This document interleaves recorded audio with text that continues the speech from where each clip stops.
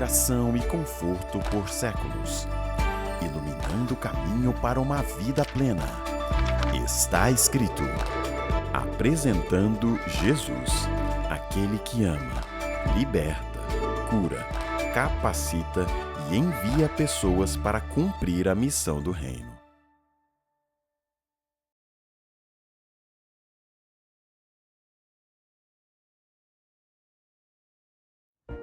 Rebeca, você sabia que a história do Está Escrito Canadá começou de uma maneira surpreendente? Agora você me deixou muito curiosa. Me conta mais sobre isso. Tudo começou em 1969, quando o pastor evangelista Henry Feyerabend voltou ao Canadá depois de passar uma década como missionário no Brasil.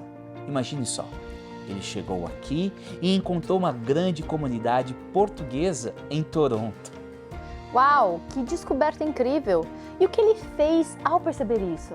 Bem, Henry sentiu um forte chamado para compartilhar a mensagem de salvação com esses imigrantes.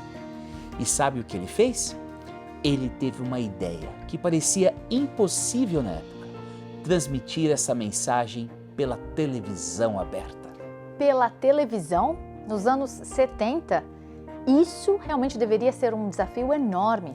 Com certeza, mas a fé de Henry era inabalável.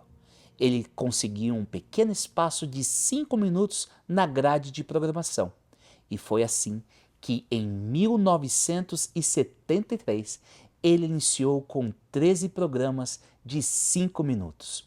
Um verdadeiro passo de fé. Uau, que começo inspirador! E como o programa evoluiu a partir daí? O Está Escrito Canadá começou a ganhar força e popularidade. E logo o tempo de transmissão foi ampliado para 30 minutos. Claro, os desafios financeiros eram muitos, mas Deus sempre proveu o necessário através de ofertas e doações. Uau, isso é maravilhoso! E hoje, como o programa está alcançando as pessoas? Hoje, meio século depois, continuamos a expandir nossos horizontes.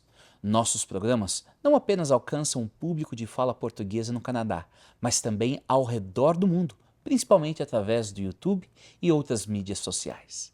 Eu ouvi dizer que vocês têm feito um trabalho incrível em São Tomé e Príncipe, na África. Sim. Recentemente, tivemos a honra de expandir nossa mensagem até lá, com iniciativas missionárias que incluem a construção de igrejas, atendimento médico, feiras de saúde, distribuição de alimentos e, claro, o conforto da palavra de Deus. Que missão linda! E tudo isso começou com a visão de um homem há mais de 50 anos. É incrível pensar nos frutos que essa semente tem produzido. Verdade, Rebeca. Cada contribuição que recebemos ajuda a manter essa mensagem de esperança viva. Estamos todos juntos nessa jornada de fé e esperança. É um legado que nos inspira a continuar. Então, amigos, juntem-se a nós nessa missão. Vamos juntos espalhar essa mensagem de amor e esperança.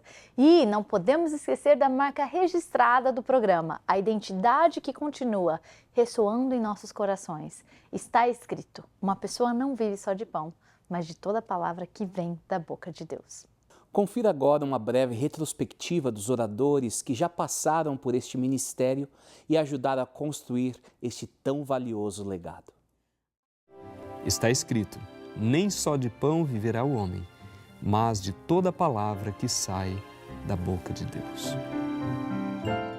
Está escrito: nem só de pão viverá o homem, mas toda a palavra que procede da boca de Deus.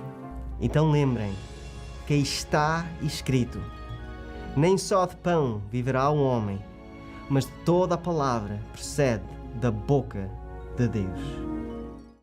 Lembre-se, nem só de pão viverá o homem, mas de toda a palavra que procede da boca de Deus. Está escrito: nem só de pão viverá o homem, mas de toda a palavra que procede da boca de Deus. Está escrito: não só de pão viverá o homem, mas de toda palavra que sai da boca de Deus.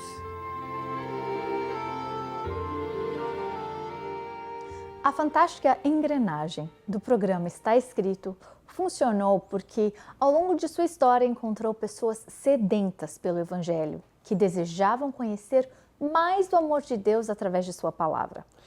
E tudo começou com a comunidade portuguesa que vivia na região de Toronto. No programa de hoje vamos conhecer alguma dessas histórias de conversão e como o Ministério do Está Escrito Canadá foi uma poderosa ferramenta nas mãos de Deus. Sempre gostei de falar com Deus. Simplesmente, em vez de falar com Deus diretamente, falava através dos santos. Porque fui ensinada assim. O meu marido não era pessoa muito religiosa. E quando eu pedia para irmos à igreja católica, nessa altura, ele não queria ir. Mas eu estava muito preocupada, porque os meus filhos estavam crescendo num lar onde não havia muita religião. Eu orava, da maneira como digo que fui ensinada, mas não havia aquele ambiente cristão no meu lar. Eu dizia ao meu marido, nós temos que procurar uma igreja, temos que ir à igreja. Eu não vou à igreja. Mas Deus sabia que um dia essa oração que eu estava fazendo a Deus ia se concretizar. E então um dia eu estava em casa, vendo televisão, e apareceu o pastor Henry Feyerabend falando em português. Eu vi que ele não era português, porque eu tinha um sotaque. Mas é interessante, porque quando eu tentava ver algum programa de televisão religioso, meu marido dizia, não quero aqui programas de televisão em casa. Mas naquele dia ele não disse nada, pelo facto que ele estava vendo também na televisão, aos domingos, um programa religioso. E quando eu disse para ele, escuta, porquê é que tu podes ver um programa religioso e eu não posso ver? Mas este homem que fala aqui na televisão, ele parece ser muito sincero, ele fala bem e eu gosto de o ouvir. Nós tínhamos uma trailer e nós íamos sempre acampar todos os fins de semana.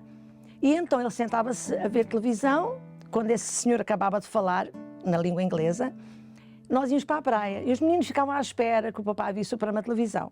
Há um dia que eu não sei por que razão nós ficámos em casa, ou posso dizer, a razão foi Deus que quis que nós ficássemos em casa. Eu abri a televisão e estava o pastor Feyerabend falando.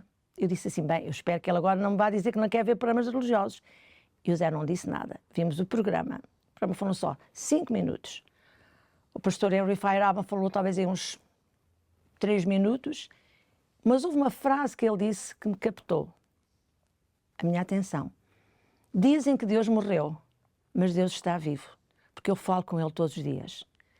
Quando ele acabou o sermão, ele cantou depois o Pai Nosso, cantou o Pai Nosso e a seguir veio a Iracy Bravo, a Tracy, como nós lhe chamamos, oferecer uma Bíblia portuguesa. Eu não tinha Bíblia portuguesa.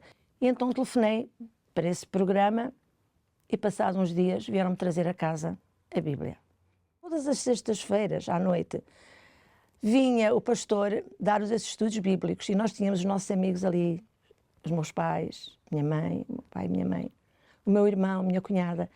E começámos a estudar a Palavra de Deus. Foi a coisa mais linda que aconteceu na minha vida. Foi a nossa família aceitar esta mensagem maravilhosa que está na Bíblia. Quando o pastor Feyerabend soube que eu cantava, ele disse-me que estava procurando alguém para cantar no programa. E eu disse, sim, eu não conheço música religiosa, então eles ensinaram-me. E eu comecei cantando também na igreja. E viajei por diversas partes, levando esta mensagem através da minha voz. Com a graça de Deus, ainda hoje continuo cantando para Deus. E acontece que todos resolvemos batizar-nos. O meu pai, a minha mãe, o meu marido, os meus filhos, os meus amigos, a nossa querida Ivone, o marido e os filhos, o meu avô. Do tanque batismal, naquele dia, estiveram 4 gerações. O meu avô, o meu pai, eu e o meu filho mais velho, depois o Bob batizou-se mais tarde. Não. Já lá vão 45 anos. E eu não paro de falar aos meus amigos e aos meus familiares. Eu sei que Deus tem filhos em todas as igrejas, não há dúvida. Mas eu sei que a Igreja Adventista do Sétimo Dia ensina a verdade. E é essa verdade que eu tenho tentado, durante estes 45 anos, entregar, oferecer aos meus amigos e aos meus familiares. Quando nós somos sinceros, que procuramos a verdade, Deus nos mostra a verdade. Eu dou graças a Deus por Ele nos ter mostrado a verdade. Sei que Deus tem filhos em todas as igrejas, mas eu estou muito feliz. Eu dou graças a Deus por esta bênção. Quando eu era pequena, o meu avô arranjou uma Bíblia pela primeira vez, mas o meu avô era muito católico, muito devoto, então ele foi levar a Bíblia ao Sr. Padre, e o Sr. Padre arrancou as folhas e queimou-as, e eu depois disse ao meu avô que guardasse as capas que eram sagradas. E o meu avô veio para casa com as capas na mão, mas disse assim, se alguma coisa era sagrada, é o que estava lá dentro, não isso. Então, o meu avô tinha, nessa altura, 10 filhos. Ele era pai de 14, mas alguns tinham falecido.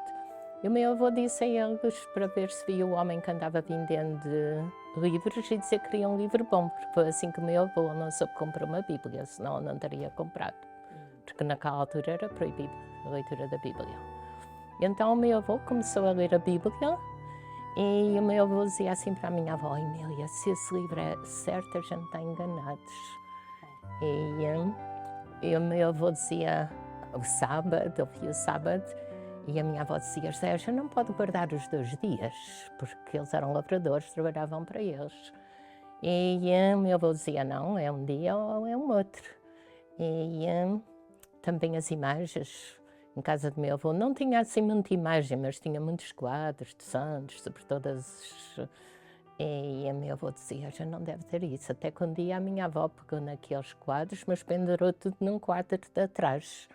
Só, acho que uns 2 ou 3 anos depois, aquelas queimou no forno quando cozer pão. E daí foi que a gente se tornou adventistas e eu me batizei no dia que o meu avô e a minha avó se batizaram. Mas eu já tinha, o meu tio António já se tinha batizado, a minha tia Emília, a mãe do Cardoso, já se tinha batizado. Mas foi assim que a gente começou por conhecer a mensagem. E foi aí que eu conheci depois o pastor Vanderman, veio fazer uma série de reuniões em Toronto.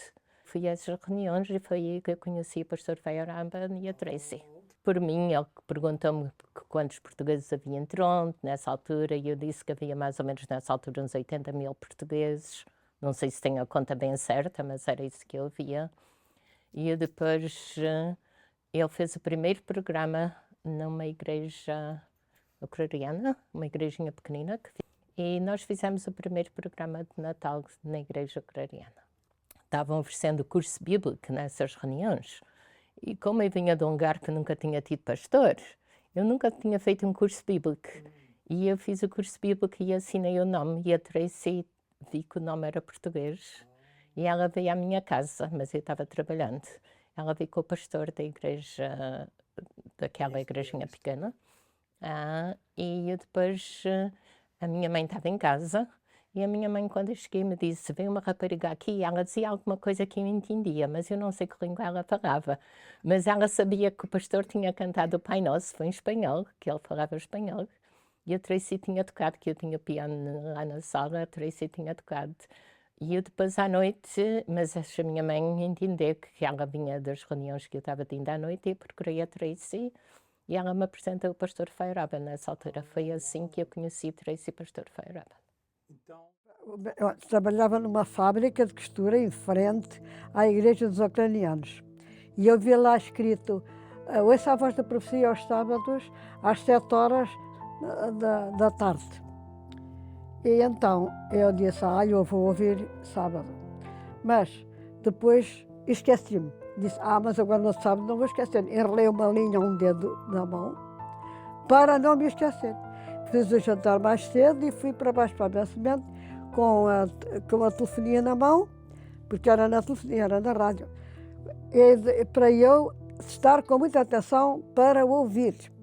Então, eu depois começou o rádio a falar, não é? Era o doutor Roberto Rabelo, era do brasileiro. E então ele começou a falar e eu gostei imenso de ouvir ele falar. E ele falava coisas que eu nunca tinha visto ou nunca tinha ouvido. E disse, isto aqui é da Bíblia. Eu disse, eu não sabia a Bíblia, não é? E então eu comecei a ouvir e ouvi tudo. E depois de ouvir tudo, eles davam o número do telefone lá da igreja. E então eu depois telefonei. Quem me atendeu foi a Tracy. E eu disse-lhe a ela, eu não posso ir aí agora. Eu queria lá ir logo. Ele, não, porque agora já acabou. Venha sábado. E depois vai e disse-lhe assim, sabe, olha, eu sou católica. Não importa, isso é para qualquer pessoa, não importa se é católica, se o que é. Pode vir qualquer pessoa. Então eu, no outro sábado, é claro, foi como eu disse, aí ainda passei. Então ouvi e fui com mais o meu marido lá. Às 7 da noite, já lá estava na igreja. Começou o pastor de Henrique Feiraba a falar, não é? E eu gostei imenso de ouvir a palestra que ele fez e os estudos que ele deu da Bíblia, e eu e o meu marido.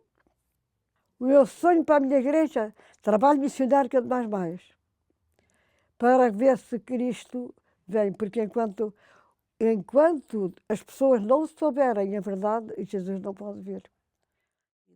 Mas é que toda a vida eu andei à procura de mais contacto com Cristo, com Deus, com o que quer que fosse nesse tempo, que me puxava. E vim para o Canadá, não é? E um dia eu passava na college, muitas vezes, passava para trás, para a frente, de vez em quando, e via ali Seventh Day Adventista de sétimo dia, mas passado 3 segundos desaparecia do meu espírito, porque eu não tinha a mínima ideia do que aquilo era, o que era uma religião. Um dia estávamos a ouvir falar da Isabel, que éramos muito amigas de infância, não é? E o Zé também, somos da mesma terra e conhecíamos de jovens. Eu tenho um irmão cá, família, muita família cá. E a Isabel convidou o meu irmão para ir ouvir o Billy, pastor Billy, a casa dela, que havia lá uma reunião, assim como houve vários anos, daí para a frente, houve vários anos lá em casa dela. E ele disse a ela, olha, posso levar a minha irmã, posso convidar a minha irmã também? Convidar a tua irmã, não sei onde é que ela mora, porque nós mudámos tanto ela como eu mudámos de direções, não é? A vida continuou. E ele disse, olha, a Isabel convidou-me para ir lá à casa dela, ouvir o filho dela, que é pastor. O filho dela, pois o Billy, eu lembro-me do Billy quando era jovem. Ele é pastor. Queres ir? Vamos lá, fazemos um piquenique. Então, vou. Ora, o meu irmão é ateu, mas gosta de ouvir o Billy. Era ateu. E eu fui. Quando cheguei lá, ouvi o Billy, eu assim, fiquei presa à pregação. Não me perguntes o que foi nesse dia, o que é que disseste. Mas a pregação entusiasmou-me, fiquei de tal maneira presa que eu estava numa classe, como se estivesse numa classe a ouvir a professor falando de religião. E aquilo gostei muito. Eu disse à Isabel, olha, o teu filho gosta muito de ouvir, mas ele não é um pastor. Ela ficou muito, o meu filho não é um pastor, não. Ele é mais professor. Ele é um professor. Para mim, eu senti-me como que estivesse a aprender coisas que uma coisa que eu nunca tinha ouvido. Olha, se quiseres ouvir mais, dizia ela, convido-te, vem aqui à minha casa, já sabes onde eu moro agora, vem cá mais vezes, a gente conversa. Venho já cá no próximo fim de semana, já que estou. E estava. Então, tive um estudo bíblico. Tenho a impressão que foi o único que eu tive. Porque foi um estudo bíblico 8 horas seguidas. Passado aí talvez umas 5 horas de conversa, ela põe um vídeo. E era o sonho de Nabucodonosor. E interpretado por Daniel. E quando eu comecei a ver a história toda naquele vídeo, a história universal. E disseram, mas isto é a Bíblia? Isto está na Bíblia. Então, mas isto é história universal? Isto é um livro de história? Em Portugal, antigamente, no 3º ano do liceu, estudava-se a Babilónia, Nabucodonosor, Mas este rei está na Bíblia? Eu assim, então, mas, espera lá. Se a Bíblia, já escrita há séculos, talvez há milénios, não é isto que foi escrito, já dizia aquilo que eu estou a estudar hoje não, mas quer dizer, que estudei mais tarde nos nossos dias, se aquilo que nos nossos dias está a acontecer, aquilo que diz na Bíblia já há milénios, então a Bíblia tem que estar certa, a Bíblia tem que ser verdadeira, não há para desconfiar, não há para duvidar. E foi isso que me acabou de convencer, acabou de mostrar que realmente a Bíblia era verdadeira. Quem a escreveu sabia o que estava a fazer. O maior sonho para a nossa igreja é o nosso grupo, é o povo desta igreja. E não só o que está hoje, mas o que virá, o que há de vir ainda.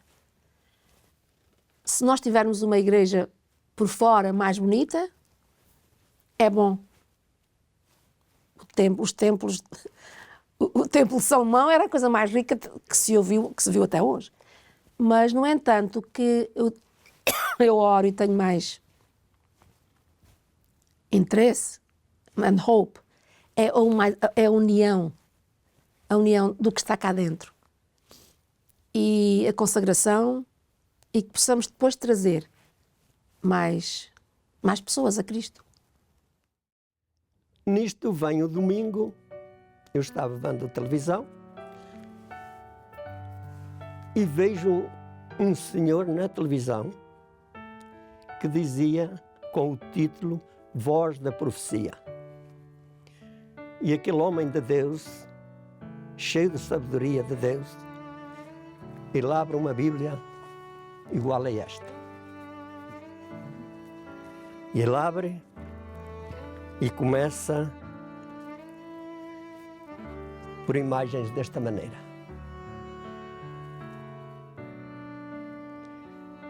E eu vejo esta Bíblia igualzinha nas mãos dele. Ele começa a folhear e começa a fazer um sermão, como é que é os discípulos, como é que começou a igreja primitiva, tal. E eu fiquei surpreendido. Afinal, eles são da nossa religião também. Nós somos católicos, mas católicos de um ano, não é? Ele vai e começa a abrir a Bíblia, que está aqui no livro de Moisés, com a Bíblia nas mãos de Moisés. E começa a fazer a pregação, e ele sempre com a Bíblia desta maneira. Sempre puxava e ia sempre às imagens. Aquilo me surpreendeu. Eu imediatamente, já tínhamos tido este debate com a minha esposa, eu vou imediatamente para a cozinha e digo-lhe assim, olha, ouve lá, tu queres estudar a Bíblia? Olha, vais aqui ao 506 da College Street, que eles têm uma Bíblia igual à nossa. E é lá que nós vamos já. E assim foi. Fechamos as portas, fomos já ao 506 da College Street, procurarem pelo senhor padre.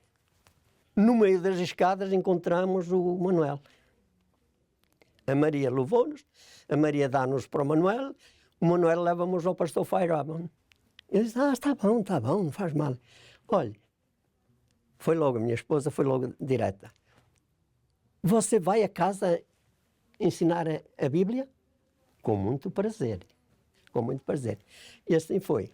Ele deu-nos estudos, uma média de 4 semanas. Depois ele diz, olha, vocês vão me desculparem, porque eu estou muito ocupado, mas eu tenho uma menina que ela é muito dedicada para ensinar a Bíblia. E eu vou mandar para vocês. Essa menina era a Tracy Bravo. E foi daí que nós começamos e até hoje, graças a Deus, estamos sido fiéis e foi com esta Bíblia, que era esta que eu tinha. Uau. E ainda a tenho. Como veem, já está a ficar velhinho, né? E o pastor Feyerabend, com muita sabedoria, ele usou por Deus para nos mostrar a verdade na ignorância que nós tínhamos. E foi assim que aconteceu. No Brasil, eu já ouvia de vez em quando no rádio o Servos de Deus Buzina do Cai, que era um prefixo de um programa chamado Voz da Profecia. Quando nós viemos para o Canadá, nós estávamos aqui a andar na College Street e alguém estava martelando atrás de nós e olhamos para trás e vi que alguém estava pondo um letreiro em português dizendo: ouça a voz da profecia. E eu olhei para trás e disse: Helena, olha aquela voz da profecia, também estão aqui, estão espalhados por... O que é isso e tal? E eu fiquei curioso, assim, engraçado, mas tem algum profeta aí? O que é isso, né? Eu vou lá ver, quero saber o que é que se passa ali, quem é que é esse profeta, ou o que é isso.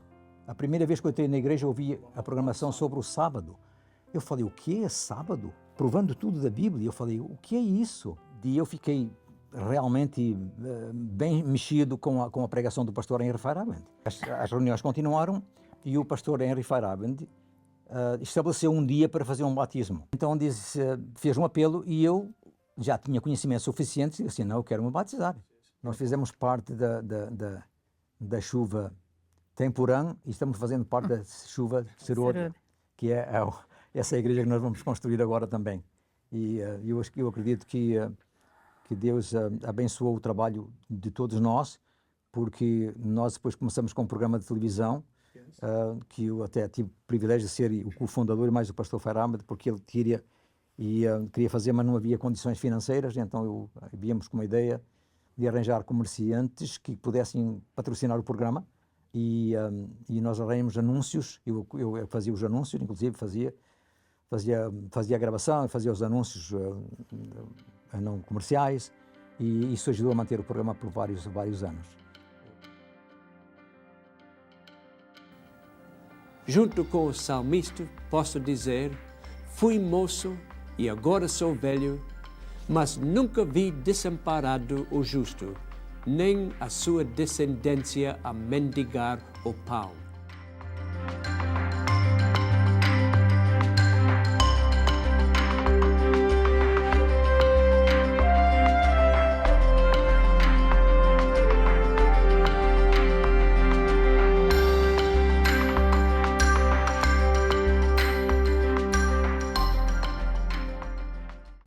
A jornada de uma família de imigrantes no Canadá é cheia de desafios e oportunidades. Aprender a abraçar as diferenças enquanto permanece fiel às suas raízes exige muito de cada imigrante.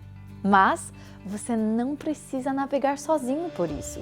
Invista em você e sua família. Faça parte do Retiro Familiar Entre Dois Mundos, Desafios e Oportunidades de Família de Imigrantes, de 18 a 20 de outubro, no Living Water Resort e Spa.